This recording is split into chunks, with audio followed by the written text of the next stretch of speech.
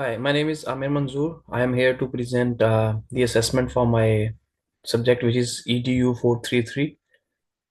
The title of my assessment is Learning Experience, which is a STEM activity, floating and sinking science exploration. First of all, I will start with the rational and pedagogical justification. Floating and sinking using water play will be one of the most effective STEM activities in the preschool age because it can relate with the need of the child with the age ranging from 4 to 5 years. It is a simple activity, but it allows the student step-by-step progressive and in early science exploration as well.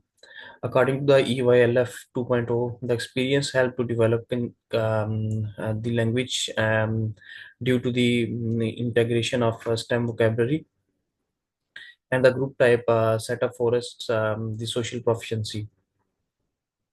There are different kinds of learning goals which are as follow. First is scientific inquiry, which is followed by the language development. Then is the social skills, and the final one is problem solving and reasoning. So the children will have to learn and explain their thinking and their predictions based on these kind of evidences which I have already talked. It is then followed by the implementation plan. So the children will be encouraged to share the prior knowledge or experience with the water play. They will learn how to invite and choose an object, making a prediction, and then recording it to the prediction chart before testing it in the water. During the testing phase, the educator will circulate which what will be the circumstances or what will be the outcome of that plan. So which can be what happened to your object or what could change to make it float or sink. So after that, we can use the different strategies like physical accessibility, motor skill, sport, language sport, and the final one is sensory consideration. Like if the children with sensitives, they can be encouraged using the different kinds of tools like tongs or scopes instead of directly giving them in the hands in water. Assessments and documentations. A few assessments and documentations they can be recorded, like the accidental record, work samples, photographic evidence, like and giving them the documentation with the both the process and the results for the family and for the family engagement. Linked to the EYLF, which is outcome 4, outcome 5, practices and principle. But through this process, high expectations and equity which can ensure that all the childrens they are supported to the participator fully. It can make sure that the cognitive development and the multi-domain learning experience can be kept and can be ensured forcefully. Learning experience too.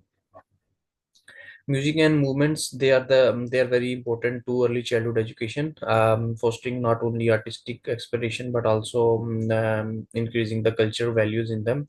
It also has the important understanding in the framework V 2.0.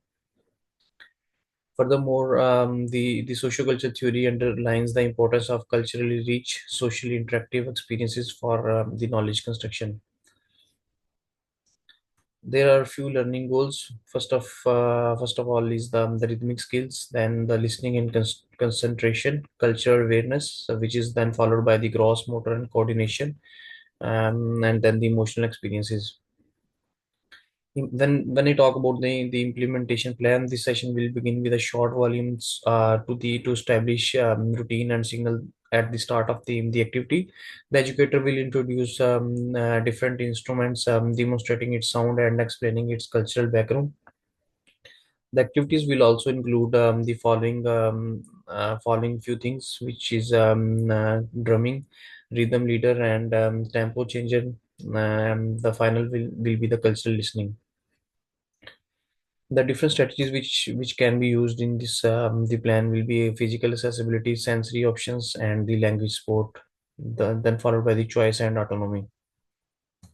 Documentation which can be used in this plan will be the notes, video clips, and peer reflection. So after the session, children will share with which instrument or music they liked, or which they don't like, and why they like that subject, or that instrument.